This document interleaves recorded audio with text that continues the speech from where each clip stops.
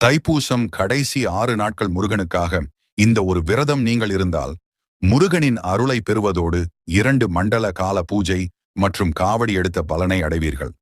உங்களுக்கு முருகப்பெருமானை பிடிக்கும் என்றால் ஓம் சரவணபவ கந்தா போற்றி என்று கூறி ஓம் ஸ்ரீ கந்தகுரு சேனலை சப்ஸ்கிரைப் மற்றும் லைக் செய்து கொள்ளவும்.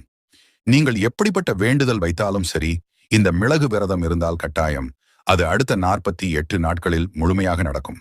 இதை போன வருடம் நான் வேண்டியது எனக்கு அனைத்தும் நடந்துவிட்டது. ஜனவரி 26ஆம் தேதி தொடங்க வேண்டும் உங்களின் விரதத்தை. முதல் நாள் ஒரு மிளகு சாப்பிட வேண்டும், 2வது நாள் 2 மிளகு, 3வது நாள் 3 மிளகு என்று மொத்தம் 6 நாள். இந்த கணக்கில் மிளகை சாப்பிட்டு வெறும் தண்ணீர் மட்டும் குடித்துக் கொள்ள வேண்டும். இந்த 6 நாட்களும் மிளகு தண்ணீரை தவிர்த்து வேற எதுவும் சாப்பிடக்கூடாது. இதை உங்களால் முடிந்தால் மட்டும் செய்யுங்கள். இல்லை என்றால் 6 நாள் பழங்கள் சாப்பிட்டுக் கொண்டு விரதம் இருந்து கொள்ளுங்கள். இந்த தைப்பூசம் என்பது